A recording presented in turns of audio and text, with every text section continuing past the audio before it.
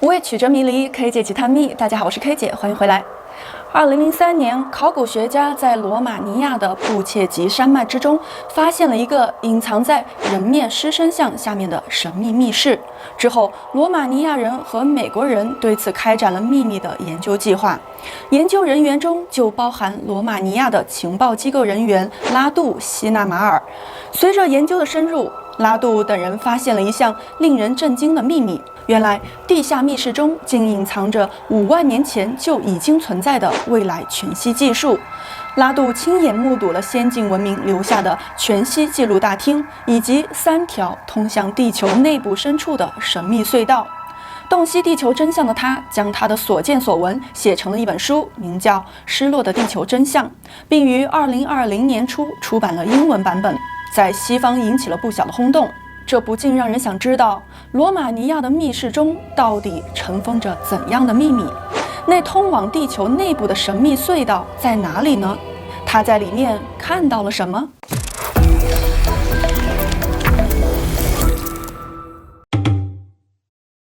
有关布切吉山脉地下密室的消息，大都来源于拉杜所著的系列丛书。他的书为什么能引起不小的轰动呢？那咱得说说它的来头。这一切要从上世纪一个专门研究超自然现象的特殊部门说起。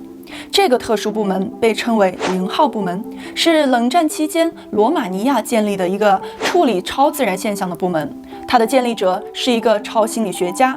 外界称呼他为希恩博士。0号部门所研究的超自然事件统称为 K 事件，相当于现在所说的 X 档案。而这些超自然的事件很自然地被当作最高的机密，因此只有国家元首和安全首长级别的人才知道。另一位关键人物是希恩博士的学生塞萨尔·布莱德，他受到希恩博士的栽培，成为了罗马尼亚人面狮身地下密室的负责人和管理者。而塞萨尔本人并没有亲自把地下密室的真相告诉大众，而是选择了他的一位学生，也就是前面所说的拉杜·西纳马尔来写这本书。拉杜也是0号部门的成员，因此参与了很多政府内部的秘密研究。我们不知道塞萨尔挑选拉杜的确切原因，但可以肯定的是，拉杜成功地完成了这项工作。他围绕着地下密室隐藏的高科技，已经写作并出版了6本英文版本了。直到现在，很多人还在期待他的第6本书的中文版本上市，以此来了解更多的地球真相。说回布切吉山脉的地下密室，它是如何被发现的？其中又有着怎样令人震惊的景象呢？布切吉山脉位于罗马尼亚中部的特兰西瓦尼亚地区，最高海拔为2505米，其中一部分处于罗马尼亚国家公园当中。在布切吉山区深处，有着著名的狮群景点和罗马尼亚天然形成的狮身人面像景点。但直到2003年，狮身人面像地下的秘密才逐渐被人发现。在《外西凡尼亚的日出》一书中，拉杜指出，地下密室是美国五角大楼利用卫星上的探地雷达进行勘测时才被发现的。而后来，由于一些政治上的原因，罗马尼亚和美国达成了合作，共同对地下密室展开了研究。据拉杜描述，当联合科考探险队进入位于狮身人面像的地下密室后，一系列比科幻大片还要震撼的景象出现在了人们的眼前。他们首先看到的是一条与地铁隧道相似的长廊，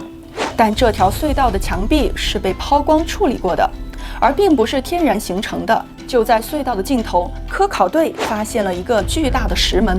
它被一个隐形的能量罩所保护着。而就在这时，恐怖的事情发生了。正当科考队的3名成员企图打开石门时，3人竟同时出现了心脏骤停的情况，并当场倒地不起。随后，其他人才发现，不论是什么物体，只要接触到石门前方的透明屏障，都会被立刻变成细小的灰尘，消失不见。其余的科考队员只好加倍小心。最终，在石门旁边的区域，他们触摸到了一个3角形的开关，巨大的石门才自动滑向左边。队员由此进入到了更深的地底空间。然而，接下来发生的事更加让所有人都感到难以置信。探险队穿过石门后，进入了一个巨大的房间。奇怪的是，尽管没有可见的光源，但房间内的场景却明亮可见。后来经过检测分析发现，原来房间内部的墙壁用了一种十分特殊的材料，它不但不能被划伤或弯曲，而且还能够经受住任何破坏，甚至是燃烧。这还不算什么，科考队员紧接着发现，在这个巨大的穹顶房间中，排列着一些大约有2米高的巨大石桌。在石桌上有一种神奇的黑科技，只要人们将他们的手放在桌子上，就会看到自己的 DNA 呈现在3维全息图像中。不仅能看到自己的 DNA， 桌子上的其他设备还可以让人们看到来自其他星球的外星物种的 DNA。而且在经过渲染后，人们还能够看到这些外星物种真正的起源地。此外，如果把2只手放在桌子上的不同位置，人们还可以混合2个不同物种的 DNA， 并借此观察它们混合后的样子。拉杜还在书中指出，这个惊人的房间还包含了一个投影大厅，人们可以在里面看到地球历史的全息投影，并且每个人所观看到的东西都是不同的。也就是说，投影大厅能够提供个人化的观看体验。不过，当中记录的历史在公元前5世纪就中断了，大概是因为无法进行信息的更新，而且在投影大厅中还出现了3条可以通往地球内部的神秘隧道。不仅在罗马尼亚，后来人们也在伊拉克、蒙古、西藏与埃及的吉萨高原发现过类似的隧道。拉杜是这样形容地下密室的神奇景象的：在这个可以被称为虚拟诺亚方舟的房间里，远远超出了那些生活在圣经时代，甚至是我们这个时代的人的思维和经验的。他还指出，地下密室的黑科技很明显起源于外星球，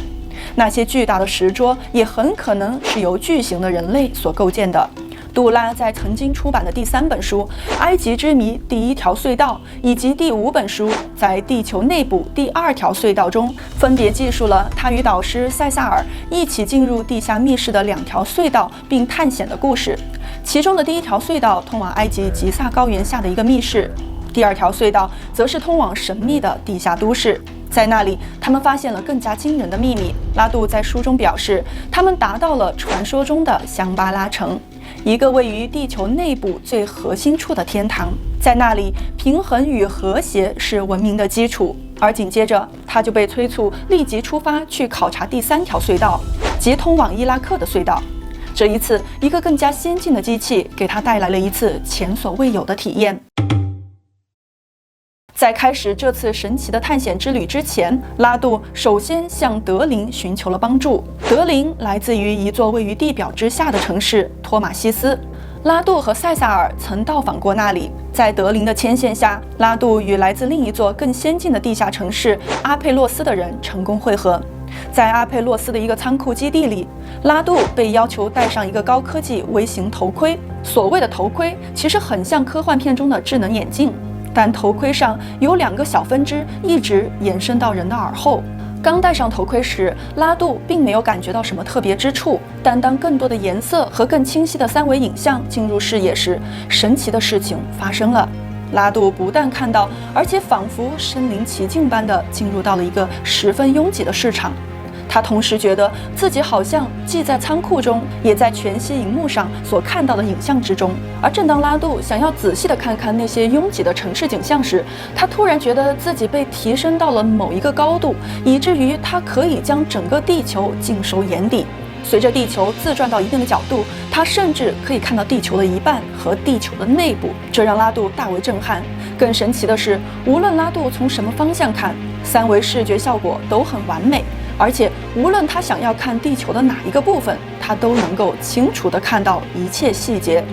他还在地球的横切面上看到了一些异常明亮的点。阿佩洛斯人向他介绍说，那是一些被强大的磁场扭曲而形成的入口，相当于连接地球表面和内部的基本纽带。它们甚至还可以充当地球和其他行星之间的通道。拉杜作为普通的地球人，对此事一知半解，但很显然的是，无论是拉杜还是他的读者们，都被书中所描写的神秘高科技所深深地吸引。拉杜书中所描述的经历是否属实，我们现在还无法得到确认。但拉杜本人曾表示，之所以会怀着浓厚的兴趣写了这些书，是希望能够让更多的读者了解人类历史的真实情况和根源。从这个层面来说，他所出版的系列丛书的确激发了很多读者对于地球文明的好奇心和求知欲望。他的书也许现在对于普通人来说，确实很像是在看科幻小说，可是曾经的科幻小说内容，现在不是也都一一变成了现实吗？